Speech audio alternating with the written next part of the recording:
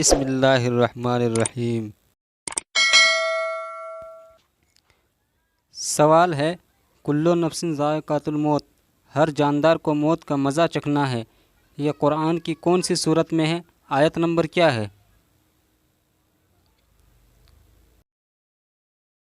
جواب، قرآن شریف کا تیسرا پارہ سورہ آل عمران آیت نمبر 185 میں ہے۔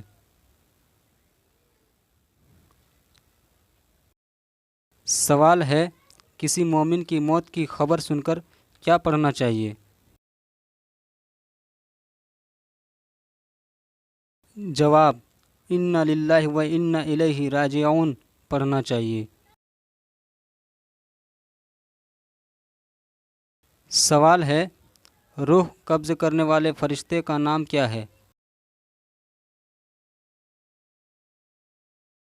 جواب، ان کا نام حضرت عزرائیل علیہ السلام ہے۔ سوال ہے، موت کو یاد کرنے کی وجہ سے کن لوگوں کا حشر شہیدوں کے ساتھ کیا جائے گا؟ جواب، حضرت عائشہ صدیقہ رضی اللہ تعالی عنہا نے پوچھا، یا رسول اللہ، کسی کا حشر شہیدوں کے ساتھ بھی ہوگا؟ آپ نے فرمایا، ہاں، جو شخص دن رات میں 20 مرتبہ موت کو یاد کرتا ہے وہ شہید کے ساتھ اٹھایا جائے گا۔ سوال ہے، موت کو زیادہ سے زیادہ یاد کرنے والوں کی کیا فضیلت ہے؟ جواب، نبی اکرم صلی اللہ تعالیٰ علیہ وسلم نے ارشاد فرمایا، موت کو کثرت سے یاد کیا کرو کیونکہ وہ گناہوں کو زائل کرتی ہے اور دنیا سے بے رغبتی پیدا کرتی ہے۔ بارگاہ رسالت میں عرض کی گئی، کون سا مومن زیادہ عقل مند ہے؟ ارشاد فرمایا، موت کو کثرت سے یاد کرنے اور موت کے بعد کے لیے اچھی تیاری کرنے والے لوگ، یہی لوگ زیادہ سمجھدار ہیں۔ اور ایک حدیث میں ارشاد فرمایا کہ دنیا سے بے رغبتی کا افضل طریقہ موت کی یاد ہے۔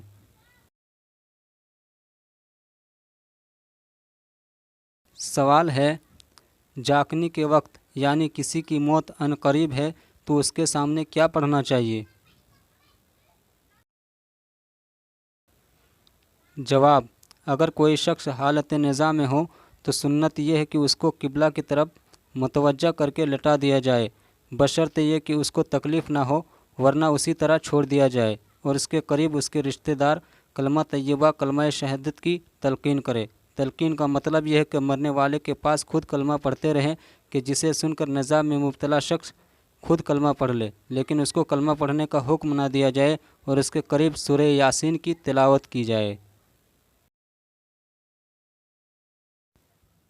سوال ہے، کیا یہ حدیث سے ثابت ہے کہ جو مسلمان جمعہ کے دن یا رات میں یا رمضان المبارک کے کسی دن یا رات میں مرے گا تو سوال نکرین اور عذاب قبر سے محفوظ رہے گا؟ جواب، حضور صدر الشریعہ تحریر فرماتے ہیں، ہاں یہ حدیث سے ثابت ہے، جو مسلمان جمعہ کے دن یا رات میں یا رمضان المبارک کے کسی دن یا رات میں مرے گا تو سوال نکرین اور عذاب قبر سے محفوظ رہے گا۔ سوال ہے، موت کے بعد کیا غیر محرم عورتوں کا چہرہ دیکھنا جائز ہے؟ جواب، مرد کے لیے اجنبی عورتوں کی میت کا چہرہ دیکھنا منع ہے، ہاں اگر کوئی بوڑھی عورت ہو تو اس کا چہرہ سبھی لوگ دیکھ سکتے ہیں۔ سوال ہے، جو شخص میت کو غسل دیتا ہے، کفن پہناتا ہے اور خوشبو لگاتا ہے، اس کی کیا فضیلت ہے؟ جواب، مولائے کائنات حضرت علی رضی اللہ تعالیٰ عنہ سے روایت ہے کہ نبی کریم صلی اللہ تعالیٰ علیہ وسلم نے ارشاد فرمایا کہ جو کسی میت کو نہلائے، کفن پہنائے، خوشبو لگائے، جنازہ اٹھائے، نماز پڑھے اور جو ناقص بات نظر آئے اسے چھپائے، وہ اپنے گناہوں سے ایسا پاک و صاف ہو جاتا ہے جیسا جس دن ماں کے پیٹ سے پیدا ہوا تھا۔ سوال ہے، جنازہ کے ساتھ چلنے کا سنت طریقہ کیا ہے؟ جواب، نبی کریم صلی اللہ تعالیٰ علیہ وسلم نے ارشاد فرمایا کہ جب جنازہ کے ساتھ جاؤ تو مردہ کے غم سے زیادہ اپنا غم کرو اور خیال کرو کہ وہ ملک الموت کا منہ دیکھ چکا ہے اور اب مجھے بھی دیکھنا ہے۔ رسول اللہ صلی اللہ تعالیٰ علیہ وسلم نے ارشاد فرمایا، جو شخص جنازہ کے پیچھے چلا اور اسے 3 مرتبہ اٹھایا، اس نے جنازہ کا وہ حق ادا کر دیا جو اس کے ذمے تھا۔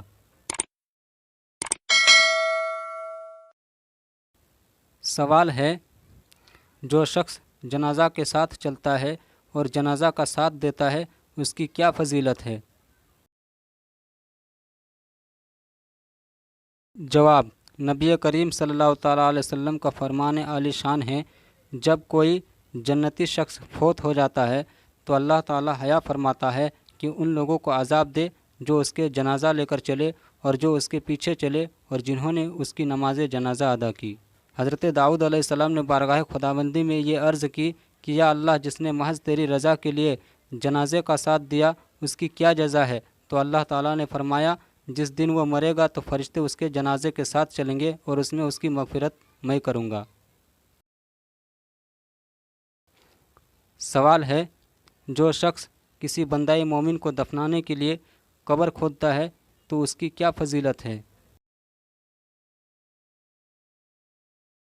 جواب، رسول اللہ صلی اللہ تعالیٰ علیہ وسلم نے ارشاد فرمایا، جو شخص میت کو غسل دے اور اس کے عیب چھپائے تو اللہ تعالیٰ غسل دینے والے کے 40 کبیرہ گناہوں کو بخش دیتا ہے، اور جو شخص ثواب کی نیت سے کسی کے لیے قبر کھودتا ہے تاکہ اسے دفنائے تو گویا کہ وہ قیامت تک اس کو ایک گھر دے رہا ہے۔ سوال ہے، کسی کا انتقال کے بعد گھر والے خاص کر عورتیں نوحہ کرتی ہے، بہت زیادہ گریہ وزاری کرتی ہے اور روتی ہے، تو کیا میت کو اس سے تکلیف ہوتی ہے؟ جواب، نبی کریم صلی اللہ تعالیٰ علیہ وسلم کا فرمان ہے کہ میت کو اس کے گھر والوں کے رونے کی وجہ سے عذاب ہوتا ہے۔ یہاں رونے سے مراد ہائے مصیبت کہہ کے چلانا، گریبان پھاڑنا، منہ نوچنا، بال کھولنا، سر پر خاک ڈالنا، سینہ کوٹنا، ران پر ہاتھ مارنا، یہ سب جاہلیت کے کام ہیں اور حرام ہیں۔ سوال ہے، اگر کسی کی اولاد یا ماں باپ یا رشتہ داروں میں سے کوئی انتقال کر جائے اور اس پر وہ صبر کر لے تو اس کا آخرت میں کیا اجر ہے؟ جواب، حضرت ابو ہریرہ رضی اللہ تعالیٰ عنہ سے روایت ہے کہ نبی کریم صلی اللہ تعالیٰ علیہ وسلم نے ارشاد فرمایا کہ اللہ تعالیٰ فرماتا ہے کہ میرے اس مومن بندے کا جس کی میں کوئی عزیز چیز دنیا سے اٹھا لوں اور وہ اس پر ثواب کی نیت سے صبر کر لے تو اس کا بدلہ میرے یہاں جنت کے سوا اور کچھ نہیں۔ سوال ہے، اگر کسی عورت کا اس حالت میں انتقال ہوا کہ اس کا شوہر اس سے راضی ہو تو اس کا اجر کیا ہے؟ جواب، نبی کریم صلی اللہ تعالیٰ علیہ وسلم نے ارشاد فرمایا، جس عورت کی موت ایسی حالت میں آئے کہ اس کا شوہر اس سے راضی ہو تو وہ عورت جنتی ہے۔ سوال ہے، موت کی تمنا کرنا کیسا ہے؟ جواب، انسان کے لیے زندگی میں کبھی ایسا موڑ آتا ہے کہ شدید مصیبت یا سخت فتنہ کی وجہ سے موت کی تمنا کرنے لگتا ہے۔ اسلام نے ہمیں عموماً موت کی تمنا کرنے اور خصوصاً ہلاکت کا راستہ اختیار کرنے سے منع کیا ہے۔ ایسے حالات کو تقدیر کا حصہ سمجھنا، کثرت سے توبہ استغفار کرنا اور صبر کا دامن تھامنا مومن کا شیوا ہونا چاہیے۔ اگر مصیبت کی شدت حد سے بڑھ جائے تو اللہ سے موت کی دعا کر سکتے ہیں، مگر خود سے ہلاکت کا راستہ اختیار نہیں کر سکتے۔ سوال ہے، خودکشی کرنا کیا ہے اور خودکشی کرنے والے کا نماز جنازہ پڑھنا چاہیے یا نہیں؟ جواب، خودکشی کرنا حرام ہے اور خودکشی کرنے والا اہل علم کے نزدیک کافر نہیں ہے، اس لیے اس کی نماز جنازہ پڑھی جائے گی۔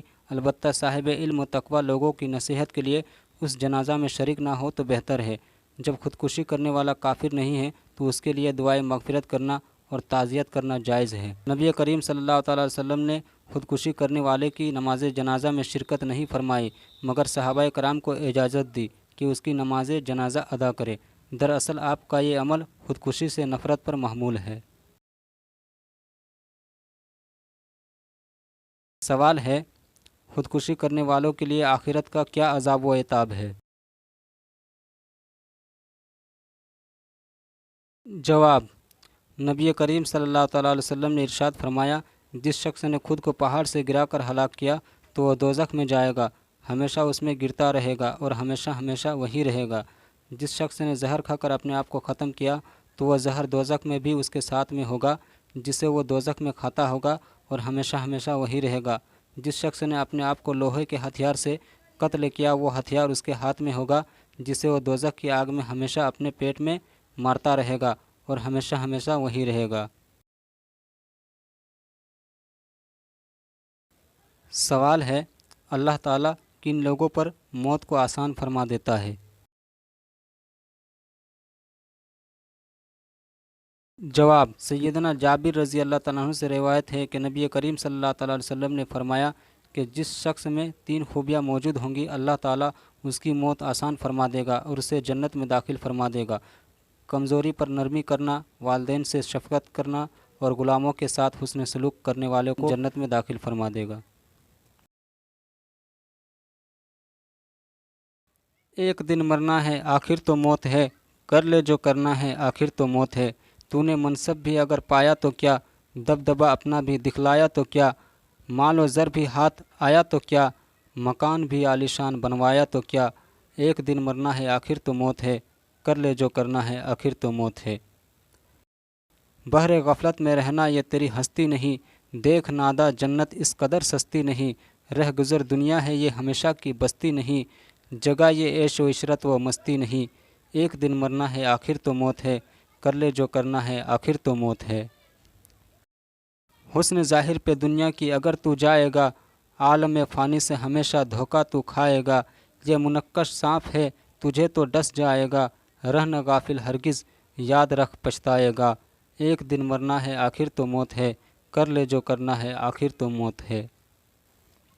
عیش و عشرت کے لیے یہاں انسان نہیں، یاد رکھ تو بندہ ہے کوئی مہمان نہیں، غفلت و مستی میں ڈوبنا تیری شایع نہیں، بندگی کر خدا کی اگر تو نادا نہیں۔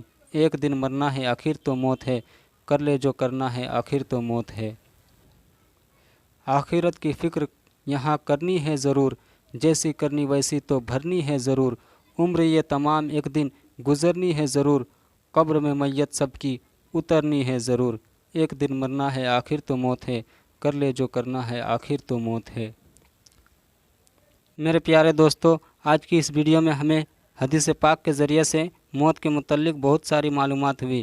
اگر آپ کو یہ ویڈیو اچھی لگی تو شیئر کریں، لائک کریں، اور اگر چینل میں نئے ہیں تو چینل کو سبسکرائب ضرور کریں۔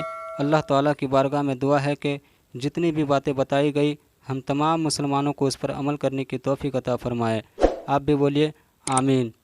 پھر ملتے ہیں دوستو اگلے ویڈیو میں، اسی طرح سے کچھ سیکھیں گے اور کچھ علم حاصل کریں گے۔ تب تک کے لیے آپ سلامت رہیں اور مجھے دعا میں یاد رکھیں۔ السلام علیکم۔